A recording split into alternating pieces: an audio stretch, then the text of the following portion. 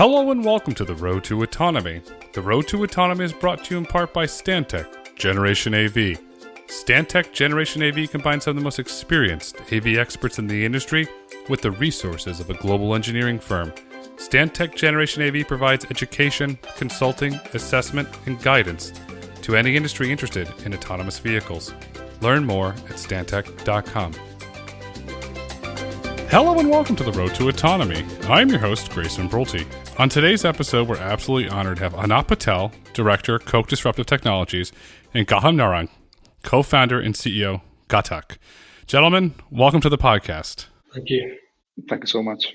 Excited to have you gentlemen here. Koch Industries is an incredible company that helps startups accelerate. Gautam, with Gatik, you're building the future of middle mile delivery, so I'm really excited to dive into this conversation about how both organizations are going to complement each other. To kick this off, I'm going to go back, Gautam. We met years ago. There's something that you said to me that I'll never forget that's always resonated with me. You said, I run a business, Gatik is a business. Why did you make this decision from day one to operate it as a business, not as a science experiment? I think you said it right. The whole point was not solving technology for technology's sake. Going back to when we started Gatik, this was 2016, 2017. Majority of the AV companies, they were focusing on passenger transportation, right? The whole idea was, okay, by 2019, 2020, we'll have tens of thousands of robo-taxis without anyone on board. So that was basically what these AV companies were pitching. For me and my co-founders, having spent many years developing the technology, we knew that the timelines were off. So when we started Gatik, we decided to focus on an opportunity that was being overlooked by almost every AV developer, which was automating on-road goods transportation. So that's why we decided to focus on this particular segment called the middle mile. So this was one area. At the same time, we frankly wanted to solve a real pain point, right? I think around that time and even today, companies have been too focused on solving just the technology piece. For me and my team, we realized if we bring in the business side of things, use that to help us on the technology side, we could solve this problem in the near-term future. And that's why we went out, spoke to the customers. These are like largest retailers, grocers, distributors, and realized the pain points in this middle mile segment. All of this has now paid off. The thesis that we have of let's simplify things, let's not try to boil the ocean and go after B2C deliveries or ride sharing or some other, I would say, sexier application, but far off applications of autonomy. So all of this, I think, came together very nicely. Based on the initial research that we did, we decided to focus on this online grocery segment that is also going through an exponential curve. You were ahead of the trend. If we look at the supply chain, look at inflation that's happening across the country, groceries going up. Here you are. You've got a proven solution. So I got to give you a lot of credit as this whole pandemic and supply chain and inflation issue hit. Here's Gatik with a solution. Annant, looking in hindsight, what first attracted you to Gatik? I think what I might start off with a little bit is around kind of KDT's investment philosophy. First off, I think we look at a few categories or a few things: principled entrepreneurship, how disruptive our technologies, the mutual benefit that it can provide, and then what is the potential, and is it really high potential for us? And then I think there's another key thing is we've gotten more focused around thematic investing, autonomous movements of goods being the one big theme area. It fit really well.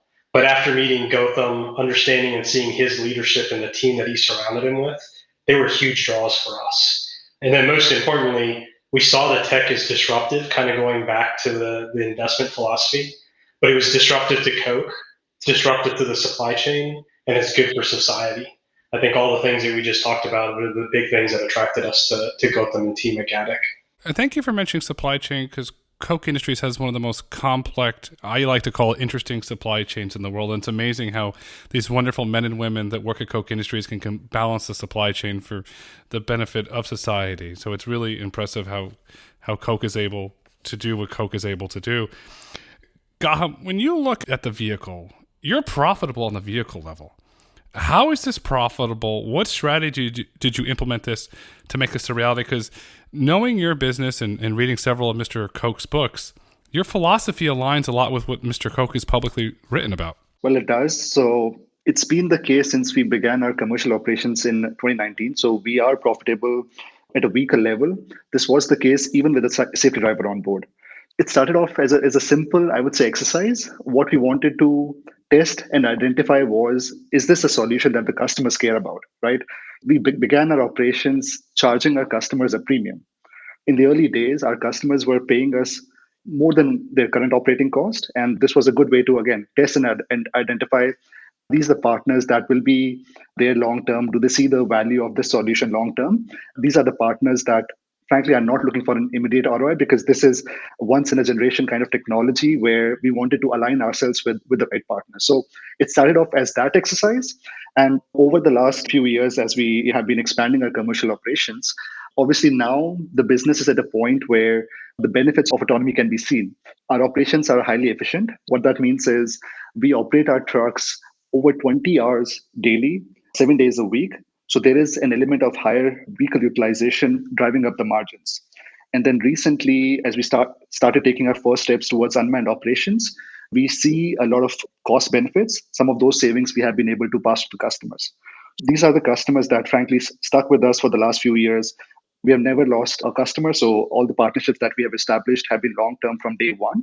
And the philosophy that we had behind this to identify those right partners has worked out great for us. I want to highlight 20 hours daily, 7 days a week.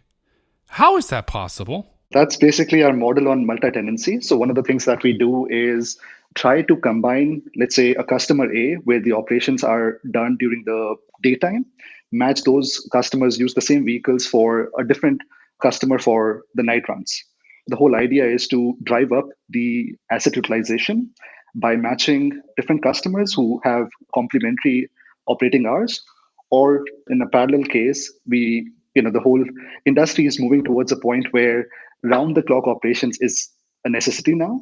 So working with the existing customers, one customers to operate these vehicles round the clock. You're clearly running a business. Your business is turning 5 years old next year, and you've gone further and faster than most businesses have in history. You've raised close to $115 million. You've got partnerships with world-class companies, Walmart, Loblaw, Goodyear, Ryder, and Koch Industries.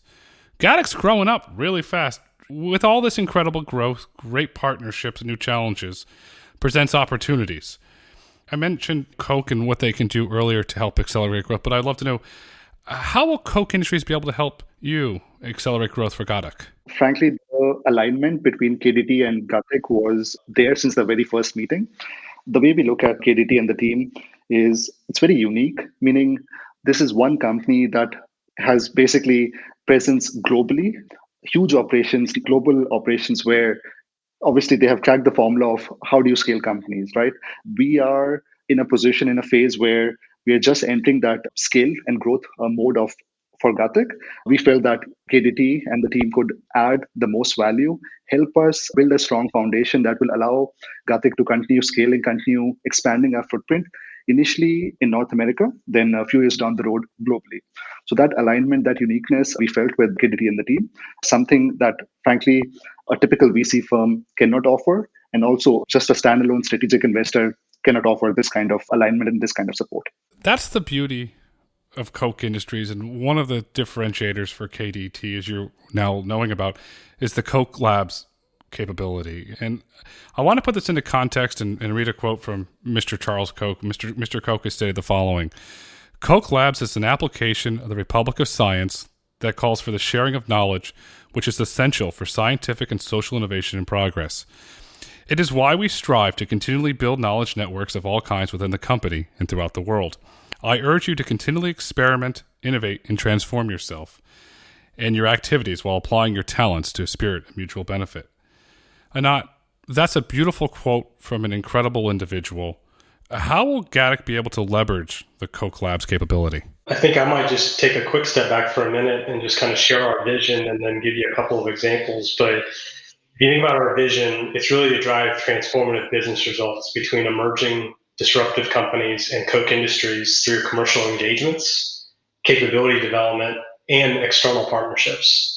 And so in the case of Gatik, a couple of examples that are more recent that we've been working with the team on around IT. And so as you can imagine, as Gautam and his team are continually trying to scale, we've been able to kind of get them connected with resources from our side, from procurement and the like, to help them source PCs, industrial PCs in particular that are being used in the trucks, GPUs in many cases, and really just help them from an IT hardware sourcing perspective. Another area of kind of speaking from the customer side is, of course, with our Georgia Pacific business, they deal with a lot of the customers that Gautam and team were focused around. And so where they didn't have connections, we've been able to establish connections, or we're continually trying to work through those to get them connected with the right resources.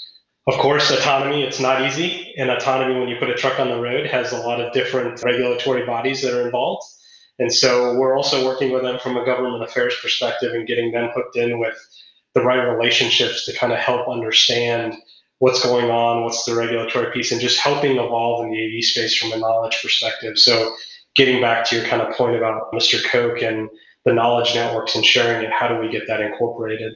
And then I think that, another really good example, last example I'll give is really around HR and recruiting. Gautam and I actually just had a conversation last week where we were able to help them with one of their key roles. And he's like, okay, I got another role. And so just really, how do we bring the capabilities we've built as a multi-billion-dollar business to entrepreneurs like Gautam and the Gatik team to help accelerate their transformation? You're the perfect partner. You mentioned GPU and IT hardware sourcing. For most companies, without the resources and the relationships of Koch Industries, it's impossible now. And the fact that you're able to help HR, which is Gautam and the team grow, becomes very complex. And you have this experience, I believe it's 70 countries Koch Industries operates in. Again, you're the perfect partner. I'll just underscore, exactly. Frankly, Annant and the team, they have made available their internal expertise and resources to us. So our leadership has regular meetings with KI's leadership. And then overall, the idea is basically helping us on some of these fronts. So just to bring home the point, Annant mentioned commercial partnerships. They have been absolutely amazing on that front. Government affairs, compliance, IT on the hiring side. So yeah, the kind of support that they have provided us has been unparalleled. And this is something that will help us position the company nicely as we continue building and scaling the company. I want to add on to that. I know several members, I'm very fortunate, several members of your team. And every single member of your team who I've interacted with and spoken to since this news became public is overjoyed and extremely happy that KDT came as an investor. Sam on your team said, well, they helped with this. Another individual on your team said, oh, they helped with this. It's really incredible. You're fully leveraging the Koch Labs capability.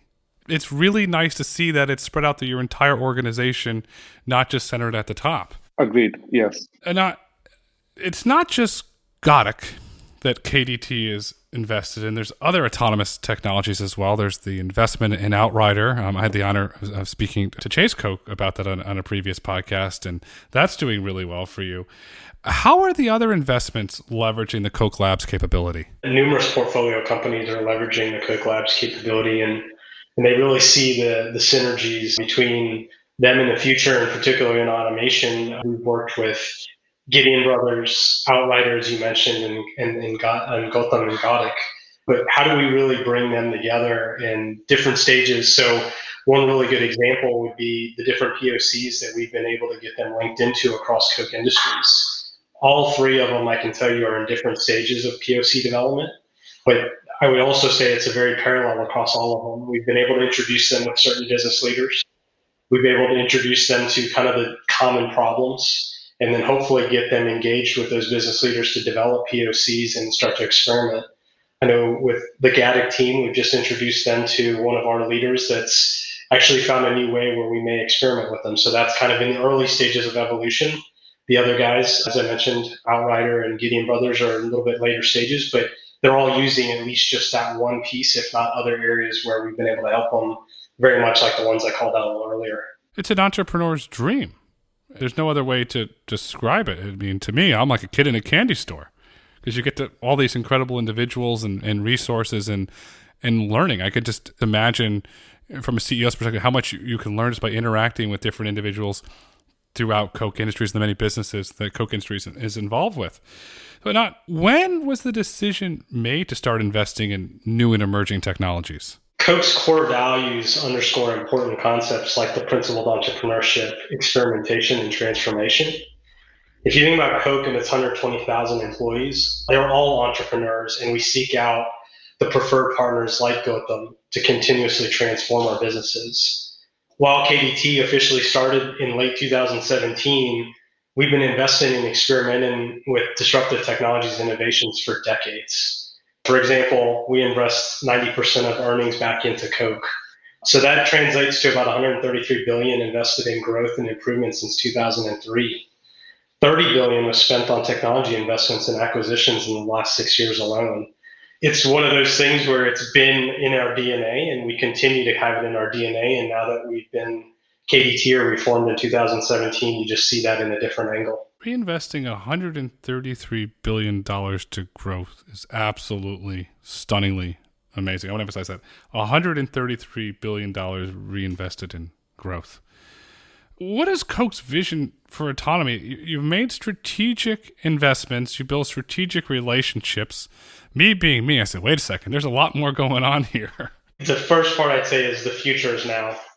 Gatik is pulling the future forward as we think about it. And if you're not experimenting with automation and supply chain transformation, the way I say it is we're already many years behind. And so for our approach, future is unknown and uncertain, which is why we apply experimental discovery, and which means being okay with failure. And we try to tell people that across Coke.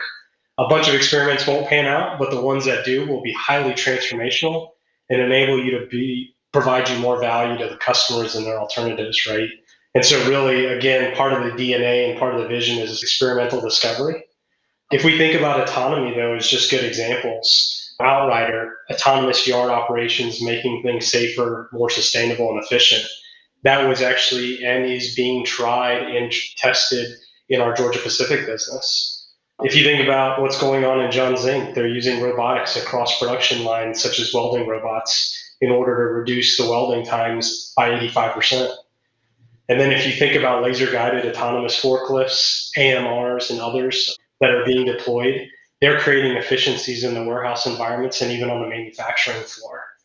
And so I'd say, in summary, to connect more things, to make better decisions, and that add value to customers and remove waste from the process is what we should be aiming to do. And that's kind of our vision. Value is key. Running a business is key. We're seeing all this news around autonomous trucking and logistics, and here you are. You're operating a business that's profitable on the vehicle level. You have one of the greatest partners in the history of mankind in Koch Industries. What are your thoughts on the commercialization of autonomous trucking and logistics? That's a great question. Firstly, I think the industry has been looking at the business case of autonomous vehicles from a 0 to 1 perspective for a very long time, right? Everyone is waiting for that 0 to 1 step function where the technology is solved at a broader scale before they start commercializing it. Frankly, we have always maintained from the very beginning that there is value in looking route by route, side by side expansion plan, meaning if you obsess over these fixed repeatable routes, perfect, validate your technology on these routes, whitelist these routes for unmanned operations, and then scale from here to more additional routes and additional sites, there's a better case to be made. Because somehow the technology is always like 2 to 3 years out, right? Today, standing 2021, the new timeline that is being promised is 2023 and 2024. That was the case back in 2016. Frankly, waiting for that step function, which in all honesty will happen, but the timelines might be a bit off. I think the industry is missing that route by route, side by side strategy, which Gatik has perfected and proving that it works. We have validated the technology in one market, and now the focus is on scaling from here. I want to point out two things about Gatik. One, you've never publicly put out a timeline, which I give you a lot of credit for, to hold back that restraint, as your peers in the industry have put out timelines, as we all see that magically get pushed back.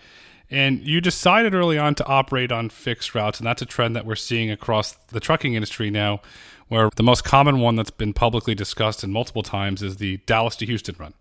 It's a fixed route, and that's been talked about. But you said, okay, on day one, I'm going to operate a business. I'm going to operate on fixed routes. You're 5 years ahead of the curve. Just to a couple of points there. I think Gatik as a team, as a company, we are not afraid to be different. So yes, from day one, the philosophy, the thinking was very different, and it has worked in our favor. We did put out a timeline, so we'll talk more about it, but that was last year. We take our commitments very seriously, so I'm sure we'll discuss this more. Happy to add more details around timeline around driverless. We're going to get into the driverless next, but I'd love to know, Annant, what are your thoughts on the commercialization of autonomous trucking and logistics? Because Koch Industries, as I said earlier, is one of the largest logistics companies in the world, so I'm sure you've got some incredible insight into this. Incredible might be tough, but it's a huge opportunity to disrupt a critical industry in a very, very positive way. I agree with Gautam that there's some long timelines that may be ahead of us, and it's a big problem challenge to solve. But I think that when it gets solved, and there's a lot of work, quite frankly, that needs to go into solving it, there's a huge upside to create efficiencies. The optimization and the safer operations, I think, will benefit all people, customers and workers alike, and businesses that are associated with those. So yes, lots of work to do, long road ahead, no pun intended, but when it actually happens, it's going to be extremely transformative in my mind, and it's going to really address some of the major challenges and issues that, kind of as you mentioned a little earlier around supply chain, right, that we're all being plagued with today. But I think those are some of the answers that we're going to see. It's a long road ahead, but as this podcast is called, we are on the road to autonomy. Gautam, you're on the road to autonomy in Arkansas. Could you share some high-level details on your driverless operations in the state of Arkansas? Sure, happy to. At Gatik, we take our commitments very seriously. In December of last year, Walmart and Gatik together won the regulatory approval in the state of Arkansas to basically do driverless runs. Just to give you a recap and the listeners a recap, so we started commercial deliveries for Walmart at their headquarters in Arkansas in summer of 2019. Since then, we have been operating our trucks 7 days a week, over 12 hours daily. But the progress that we have made on the technology side, the numbers that we have seen, and the improvements that the stack has gone through, all of these insights were shared with the Arkansas State Highway Commission. Based on these updates, these improvements, and the performance of the system, Walmart and Gatik together won the regulatory approval in December last year. And we shared the fact that this year, we will start doing unmanned operations on public roads in a real world setting, hauling real goods. So not a one-off demo. I'm happy to share that we have been doing that for a while. Today, we do operate our trucks without anyone behind the steering wheel, doing actual operational runs daily. And this is something that I would say, to my knowledge, is an industry first, meaning there have been demos where there have been one-off demos around driverless runs. But for us, it was important to do it on a consistent basis, on a regular basis in a real-world setting for real operational runs. Having Walmart's stamp of approval and doing it with a regular customer, to my knowledge, is an industry first. We will be sharing more details on this in the coming weeks, but happy to share that we're doing it today. Well, I can't wait to have you on again when everything is made public and we can discuss in great detail, because you did two really important things. Before launching your driver out service, you built trust with law enforcement, you built trust with your customer, you built trust with the local community you're operating in. So to me, that's bingo number one. Bingo number two is you're doing real runs with real goods and you're generating revenue. You're not doing a flashy demo, putting a bunch of GoPros in there. So look what we did. You say, no, I run a business. This is what we do. Annant, what are your thoughts on Gatik's driver out approach? Because to me, it seems they're spot on. Yeah, I think, Grayson, great question. It's kind of funny when I was listening to the conversation here. I remember the day that I had the opportunity to meet the Gatik team down in Bentonville. Gautam and team said, hey, who wants to jump in the truck with the driver here, or the autonomous truck? And we all kind of stared at each other because there was this pent-up excitement, but we didn't know who to pick. I'd say that the approach is absolutely sound. I think it's extremely methodical. The fact that they obsess over the route before they even think about taking a driver out is something that really attracted us. But I guess the way I would look at it is the approach that the team has taken is methodical. It's systemic, it's sound, and it's meeting all the objectives that they put out for themselves. And so I really don't have much more to add other than it's the right approach. Were you the individual that was able to take the ride, or was that one of your colleagues? No, we had a couple of the colleagues that did it. I didn't want to be that guy, so I kind of sat back quietly. But I figured I'd wait for the day when it was fully autonomous and somehow or another I may be able to jump in the seat on the side and ride, or maybe even ride in the back. I know that doesn't sound right, but I have ultimate faith, and as Gautam mentioned, it's getting there with the autonomy, and also even just being able to see it from the side of the road is exciting. I think we both know an individual who will be able to give you a ride at some point in the future. Why the middle mile? What did you see in the middle mile that encouraged you to go down that road? All of this started with the customer pain point and the customer need. Back when we started, as I mentioned, we spoke to most of the largest retailers, grocers, and distributors. there was a trend that we recognized where these retailers, they were moving their fulfillment centers closer to the customer, right? It was all driven by the end customers' expectations, right? End customers, they want their deliveries in the next, let's say, 1 hour, 2 hour, or at the very latest, the same day. And in order to make these delivery windows possible, these retailers are moving close to the customer. And as you get close to the customer, the size of your warehouse, it shrinks. So all of a sudden, you are forced to make more frequent deliveries. There is an increase in number of routes, number of drivers needed, and number of trucks you need to operate on these routes. As we scale, or as the retailers scale this kind of architecture, there is a huge need for autonomy because obviously, as we all know, there is a driver shortage, which is continued to be like increasing. So today there are over 60,000 drivers that are needed. This number is expected to grow over 160K in the next 10 years.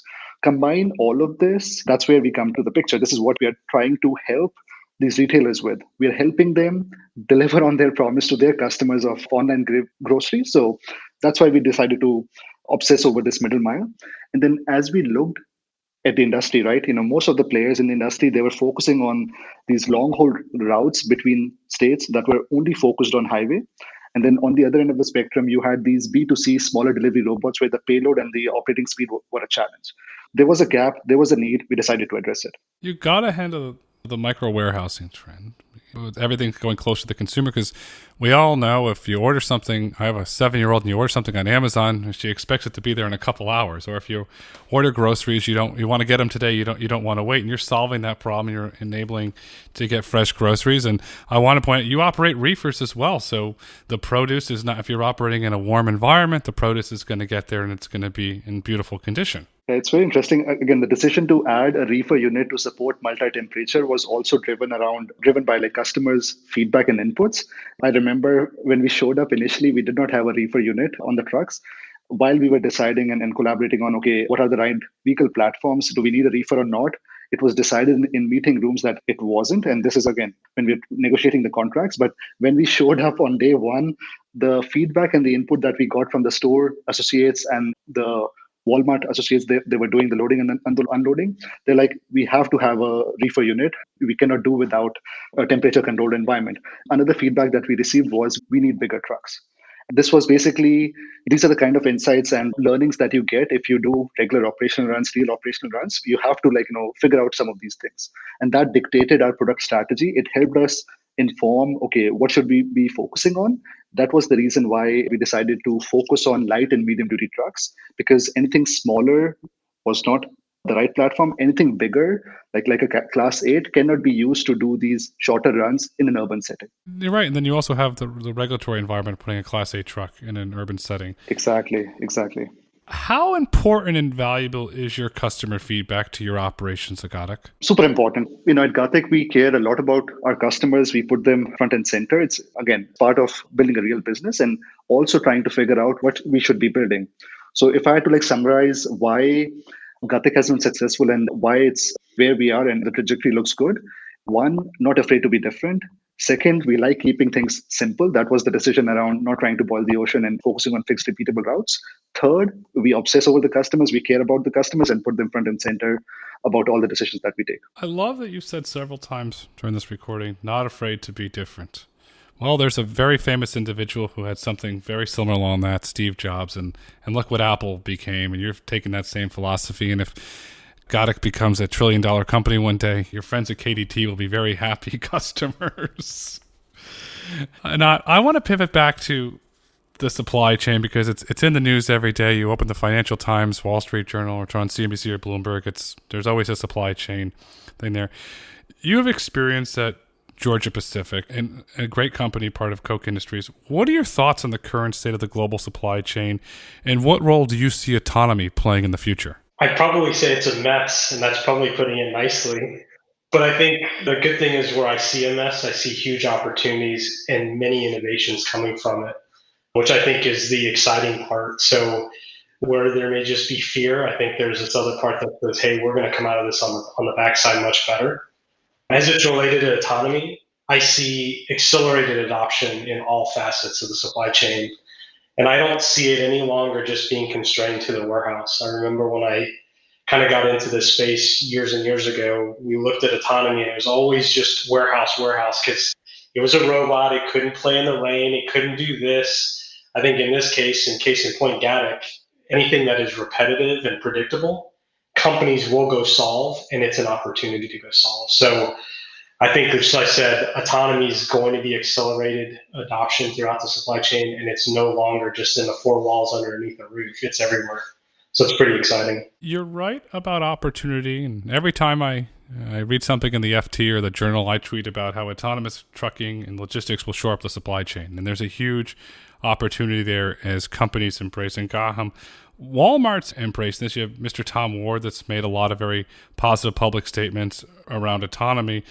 Let's go down to the local level here at Walmart for a minute. How is Gatik helping Walmart shore up the local supply chain in Bentonville? The use case that we are targeting in Bentonville is our trucks are moving online grocery orders from one of Walmart's dark store, which is their automated fulfillment center, to a neighborhood market. And we do these runs, as I said, over 12 hours daily, 7 days a week. At the heart of it, we are making those 2-hour delivery window possible. So increasing the reliability and the efficiency of the service is what we have been doing. And then on top of that, since we began operations again in summer of 2019, we've had a 100% safety record. So increasing the road safety for other road users. We've never been involved in any incident, no near misses. So we've had a 100% safety record. This also goes back to the kind of approach that we have been taking towards autonomy. It's a very narrow focus. This is what we call structured autonomy. It allows us to increase the level of performance on very limited data, right? And this is, again, part of the strategy. And this is something that we now have expanded to a second site with Walmart. So at the start of this year, we announced that we are expanding operations with Walmart in New Orleans, Louisiana. So there, the route is slightly longer. So the route is like 20 miles. The use case is similar from one of Walmart supercenter to a pickup location that's close to the customer. The unique and the interesting part there was it was our first deployment with electric autonomous box trucks. At Gatik, we believe that electrification and autonomy over short routes are a perfect fit because there is no range anxiety. Our trucks can get a charge at the pickup points at the drop-off location. So whatever technology is available from an electrification standpoint today is a perfect fit for our use case. And we showed that with our second deployment with Walmart in Louisiana at the start of this year. Our steps towards unmanned operations are also very exciting. So this partnership as a whole has been very fruitful, very informative, very productive for both the companies. And then we are doing some great things together and have more things to share in the coming weeks and months. 100% safety record is impressive. May it continue. You're right about electric and autonomy overlapping. It's the future. And you hit on the important thing there. The vehicles can charge when they're being loaded, and you build out the whole charging software so okay, vehicle 1 comes in, it's going to leave in 45 minutes, it goes to this charger. Vehicle 2 is going to leave in 2 hours, goes to this charger. Exactly. I give you a lot of credit there. Remember when you came out of stealth with a Walmart partnership? I was like, holy cannolis, how in the heck did this happen? How did you pull it off? And where is the relationship heading? The partnership was, I would say, it came together very quickly. So there's a lot of credit to be given to Walmart. When we got introduced to them, they were looking at addressing some of the critical pain points in their middle mile operations. We approached them with this solution. They saw the value in constraining the problem, right? Walmart as a customer, as an AV adopter, is experienced. They saw the world like we did, right? In 3 different segments: long haul trucking, middle mile, and last mile. The thesis that we had resonated well with some of the things that they were looking for. The solution that we brought to the table, again, it resonated well very quickly with them. That's why we decided to work together with them. There was alignment in the vision long term. This was, again, back in 2019 to today. The partnership has matured a lot. It has expanded, and there are a lot of good things to come in the future. Long-term alignment is key. You see several companies in autonomy announce a partnership with, say, Acme Corporation. So me being me, I read the fine print. 3-month limited trial, limited demo. You have a long-term alignment. Walmart has posted on walmart.com about the continued relationship and look forward to growing it. I give you a lot of credit for not doing demos and actually building real sustainable business partnerships that can generate revenue. Annant, you've worked closely with Gatik now for a while. How would you describe the company's trajectory? Because when I look at it, I see an individual, Gautam, that's running this as a business. It's completely different than a lot of his peers that are their CEOs at other autonomy companies. Let's say one, they're solving a real problem. They've got superior focus, as we've kind of talked about throughout this conversation, and how you say runs it as a business. The team that they have put together and assembled are great. With that being said, I say they are high potential while they're disrupting the market, which is really exciting. So my view on it is trajectory is there. They have the trajectory because they've got the right pieces of the puzzle all put in place. Just to echo some of the things that Annant mentioned, Gatik has been laying the foundation for the last few years, right? We believe we have the right components in place for this to be a big business. So starting from our OEM partnership with Isuzu Motors that we announced at the start of this year, and then some of the more recent partnerships with Ryder, who we will be leasing the vehicles from, who will also be helping us with servicing and maintenance, then with Goodyear as well. So long term, we want Gatik to be handling a full scale autonomous delivery network live in multiple markets in North America and globally, and actually delivering on the promise of autonomy. We have a solid foundation and we're looking to scale the business. That's fantastic. And where will Koch Disruptive Technologies be in 5 years? Something tells me you'll be ahead of the curve investing in the entrepreneurs of the future. I think it starts off with the fact that we try not to think in short-term intervals. You can see from our investments that we bet big for huge disruption and transformation, which could take years. And this is core to how we view transformation at Koch, why being a private company is a competitive advantage, or at least we believe it is. We don't approach business based on quarters. We have huge momentum in our investments, and having closed more deals in the last year than the 3 years prior with $2 billion in global investments, I think kind of has something to do with that. And we'll continue to look for transformative companies and founders who we see have a better future for society. And then I think the one last thing that I might say is we envision that KDT is going to be a leader in capability development. The ground is crumbling beneath our feet, just as it is with our portfolio companies, famous words of Charles Koch. But we need to continue to transform ourselves and demonstrate capability excellence. And so we'll continue to do that. And we believe that if we keep thinking long-term and being capability focused, that's where we'll be in 5 years. Long-term thinking will absolutely continue. We'll continue to find transformative companies, and being a private company is a massive strategic advantage. And I think you completely understated the advantages that you have there.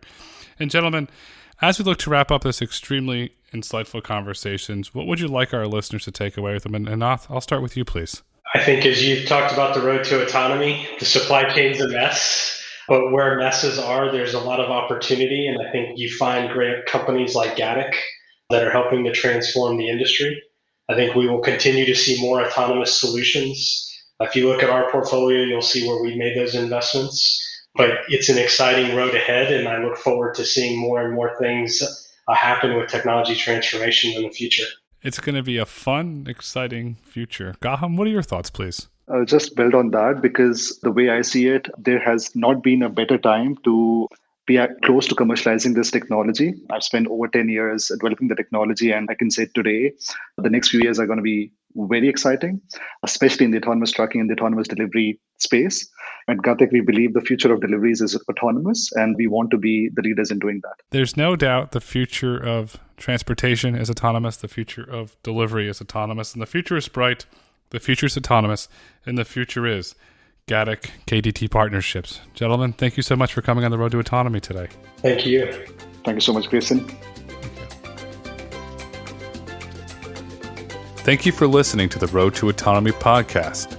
If you've enjoyed listening, please rate, review, and subscribe on your favorite podcast platform. Want to get in touch? Follow us on Twitter at Road to Autonomy or email podcast@brulteco.com. The Road to Autonomy is produced by Brulte & Company.